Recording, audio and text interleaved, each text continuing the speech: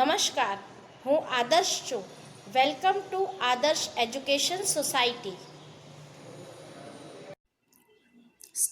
Standard 9th subject Hindi, chapter number 9 निर्भय बनो.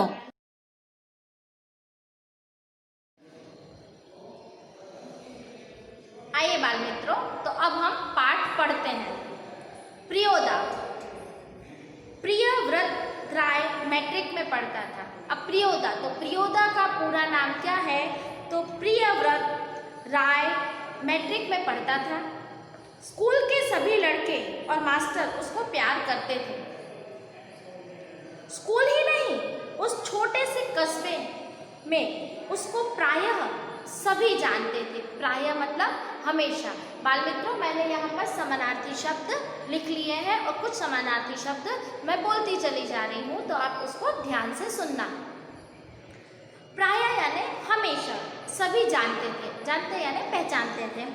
हर रविवार की सुबह बगल में झोली लटकाकर सन्यासी आश्रम के लिए मुठिया वसूल करने जाते थे.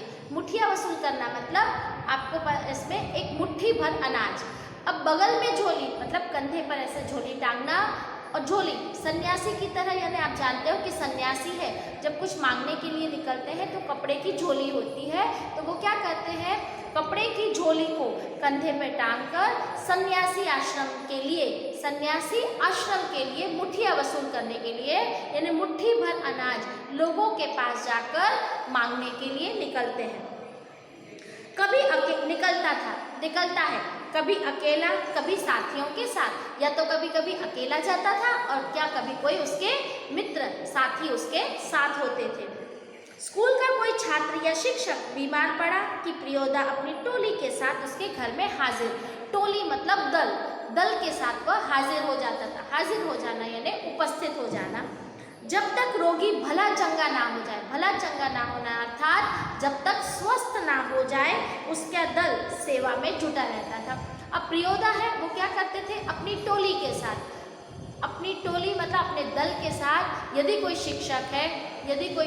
शिक्षक है या छात्र कोई बीमार पड़ जाता था, तो वो क्या करते थे कि अपने दल के साथ उसके घर पहुंच जाते थे और उनकी सेवा में जुट जाते थे. उनका घर का काम धाम करके देते थे, जब तक कि वो बीमार शिक्षक हो या छात्र अच्छा पूरी तरह से स्वस्थ ना हो जाए, तब तक उनके पूरे दल के सदस्य हैं वो कार्य में जुट जाते थे, उनकी सेवा करने में लग जाते थे. हर प्रकार की सेवा, उनके घर का काम करना, उन्हें पैसे देना, यानी इस तरह का जो कार्य है, वो हर कार्य उनकी सेवा के दल के हर एक सदस्य हैं वो सहयोग देते थे. रोबी और कालू प्रियोदा के दल में हैं. अब देखो, प्रियोदा के दल में कौन है, रोबी और कालू. वो दो व्यक्तियों का नाम बताए, दो लड़कों का. एक का नाम है रोबी और दूसरे का नाम है कालू, के दल में है. उन लोगों ने मनमोहन को अपने साथ प्रियोदा के दल में शामिल कर लिया. उन लोगों ने मनमोहन को भी, लड़के का क्या नाम है, मनमोहन को भी प्रियोदा के दल में शामिल कर लिया. शामिल करना मतलब उसके शल में रख लिया. शामिल करना मतलब उसे उस दल का हिस्सा बना लिया. हर शनिवार को परमान के उस पार. अब यहाँ पर परमान यानी आप जानोगे, परमान का अर्थ होता है एक नदी का नाम है. यहाँ पर बच्चों कोई शब्द नहीं है, नदी है, उसका नाम है परमान. तो परमान के उस पार मतलब दूसरे पार, किनारे पर बालूचर यानी क्या होता है, रेत जो होती है उसे क्या कहा जाता है, बालूचर पर प्रियोदा के दल के सदस्य स्कूल की छुट्टी के बाद जमा होते हैं. जमा होना यानी इकट्ठे हो जाते हैं. खेल कूद गाने बजाने के अलावा प्रियोदा दुनिया भर की खबर सुनाते हैं. दुनिया भर की खबर मतलब उन लोग क्या करते थे, रविवार आता था, शनिवार के दिन क्या करते थे, दूसरे रविवार है तो दूसरे दिन छुट्टी होती थी, तो शनिवार के दिन वह सब के सब परमान नदी के दूसरे किनारे पर रेत में सब बैठ जाते थे, इकट्ठा होते थे और क्या करते थे, गाते थे, बजाते थे, मस्ती करते थे. और जो प्रियोदा है वो आकर क्या करते, पूरी दुनिया ने पूरे विश्व की जो भी समाचार है वो उनको वहाँ पर आकर सुनाते थे. रविवार का प्रोग्राम तय करते थे, मतलब दूसरे दिन उन्हें क्या करना है उस प्रोग्राम का अर्थात उस कार्यक्रम का निर्णय है वो कब होता था? शनिवार के शाम को।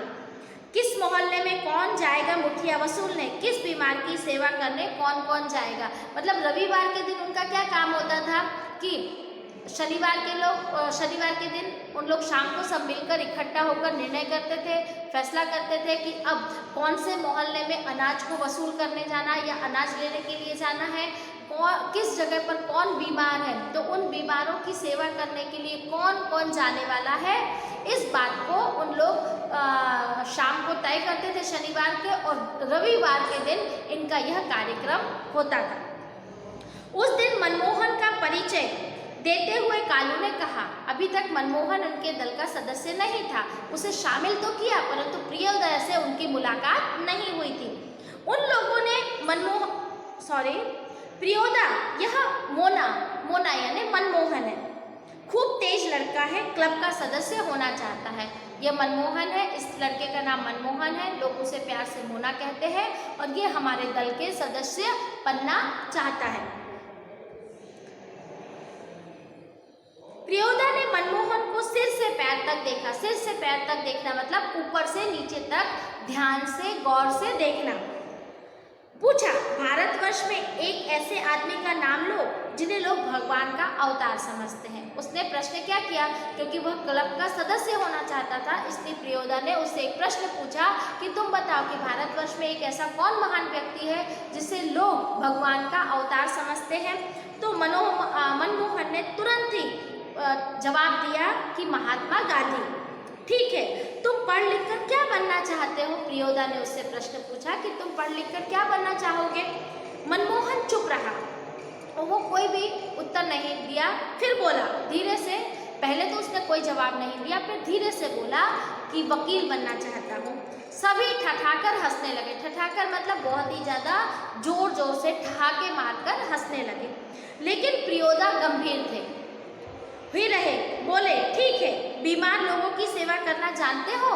उन्होंने क्या प्रश्न किया कि तुम हमारे दल के में शामिल होना चाहते हो, तो क्या तुम्हें बीमारों की सेवा करनी आती है? क्योंकि प्रियोदा का दल क्या करता था?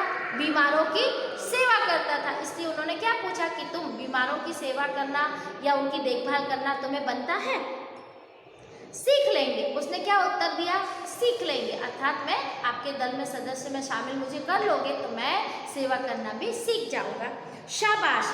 यदि रोगी हैजा से पीड़ित हो, हैजा यानी कॉलेरा, जहाँ पर उल्टी दस्त होते, स्वाभाविक है बच्चों कि हम तो आपको पता है कि कोई उल्टी करता है या दस्त होता है तो हम वहाँ खड़े रहना मुश्किल हो जाता है, हम वहाँ जाते नहीं। एक तो बास आती है और दूसरा क्या है, हमें उल्टी दस्त हैजे की बीमारी हमें लगने की या उनकी बीमारी हमें लगने का डर रहता है, इसलिए हम उन बीमार व्यक्तियों के पास नहीं जाते। तो स्वाभाविक है कि हैजा और कॉलेरा से हैजा जो है वो बहुत ही ज़्यादा ऐसी बीमारी है जिसके कारण आप देखो उल्टी दस्त वगैरह सब आ जाते हैं। तो क्या आप वहाँ जाओगे उस रोग के पीड़ित को, उस रोगी है को आप उसकी देखभाल करोगे कि जो कंटिन्यू दस्त या उल्टी कर रहा हो? ये बहुत ही ज़्यादा घिन आती है। कुछ लोग होते हैं ये उन्हें पसंद नहीं करते हैं, उनके पास तक जाना नहीं चाहते। इसीलिए प्रियोदा ने पूछा कि यदि कोई हैजे का पेशेंट होगा या कोई आ जाएगा तो रोगी होगा तो क्या तुम उसकी सेवा कर पाओगे? मनमोहन चुप रहा क्योंकि हैजे के नाम से ही उन्होंने उसे डरा दिया था या लोगों को डर लगता है, क्योंकि यदि हम जाएंगे तो हमें भी उल्टी दस्त होने की संभावना रहती है। अब बच्चों देखो यहाँ पर निडरता का गुण है कि किस तरह से हम उनके पास जाना, उनकी सेवा करना और अपने आप को बचाए रखना। कभी कभी हमें भी इन्फेक्शन हो जाता है और हम भी उसका भोग बन जाते हैं, परंतु ऐसा करने से हर एक व्यक्ति ये समझेगा तो कोई किसी की सेवा ही नहीं करेगा। यही बात यहाँ पर लेखक बताना चाहते हैं। गाना जानते हो? जी। तैरना? जी नहीं। प्रियोदा ने सूर्य नारायण नामक सदस्य से कहा, सूरज मोना तैरना नहीं जानता है, अर्थात उनके दल के सदस्य हर एक प्रकार की मुश्किलों का सामना करने के लिए तैयार थे। चाहे कोई रोगी की सेवा करना हो, यदि कोई बाढ़ आ जाती हो तो उसमें तैर कर अपने लोगों को बचाना, एक जगह से दूसरी स्थान ले जाने, हर एक प्रकार की प्राकृतिक और कृत्रिम आपदा से अपने आप को तो बचाना और गांव के लोगों को बचाना या दूसरे लोगों को बचाने के लिए अपने आप को वो पूरी तरह से तैयार करते थे। तब उन्होंने क्या कि तैरना जानते हो? उसने कहा नहीं, मुझे नहीं आता है। तब क्या बोला उसने? सूर्य नारायण ने, सीख जाएगा, एक दिन उठाकर पानी में फेंक दूंगा तो खुद ही तैरने लगेगा। बाल मित्रों, आपको पता है कि हम तैरना नहीं जानते। हम जब पानी में उतरते हैं ना तो हमें बहुत डर लगता है और हम पानी में पैर डालते हैं और चीख कर भागन पीछे की तरफ लौट आते हैं। और उस समय हम ये जानते हैं कि हमें तैरना नहीं आता। पर आपको कभी पता, अचानक से आपको कोई धक्का दे दे तो आप क्या करोगे? अपने आप को बचाने के लिए पानी में पूरी तरह से कोशिश करोगे, हाथ पैर ऊपर नीचे करोगे और अपने आप को बचाने का प्रयत्न करोगे। तैरना इसी तरह सीखते हैं कि कैसे जानबूझकर यदि कोई ऐसे करो तो डर लगता है, हम बाहर निकल आते हैं, भागते हैं, चीखते चिल्लाते हैं। परंतु यदि कोई हमें धक्का दे दे और अपनी जान पर बनाती है तो हम पूरी तरह से कोशिश करके अपने आप को बचाने की कोशिश करते हैं। तो उसने क्या कहा? तैरना सीख जाएगा। सभी हंसे। सूर्यनारायण पढ़ने में कमज़ोर है लेकिन शरीर उसका मजबूत है, बहुत ही ज़्यादा तंदुरुस्त है, बहुत ही ज़्यादा एकदम हट्टा कट्टा है शरीर यानी तन। रोज 100 दंड बैठक करता। दंड बैठक करना यानी उठक बैठक करना। उसके साथ ही सूरज पहलवान कहते हैं। अब सूर्य नारायण है वो किस नाम से जाना जाता है अपने साथियों के बीच में? तो सूरज पहलवान के नाम से जाना जाता है। उसको दल के सदस्यों को तैरना सिखाना उसी का काम है। दल का कोई भी सदस्य हो, उसे यदि तैरना नहीं आता तो तैरने का काम कौन सिखाता है? सूर्य नारायण। उस दिन सभी ने नए सदस्य मोना यानी मनमोहन किसे गीत सुनने की इच्छा प्रकट की। गीत यानी गाने सुनने की इच्छा व्यक्त की कि तुम हमारे दल के सदस्य बने हो तो तुम्हें आज एक कोई अच्छा सा गीत सुनाना पड़ेगा। मनमोहन पहले लजाया यानी पहले वो शर्माया, किंतु जब प्रियोदा ने आग्रह करना यानी अनुरोध किया, जब उन्होंने उससे विनती की, आग्रह किया कि तुम उसे गीत सुनाओ, तब उसने क्या किया? गला खखार कर यानी गले को साफ करके एक गीत सुनाया। कौन गीत गाए वह यानी कौन गीत गाए?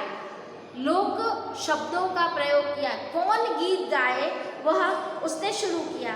राम रहीम जुदा करो भाई, दिल को सच्चा रखना जी।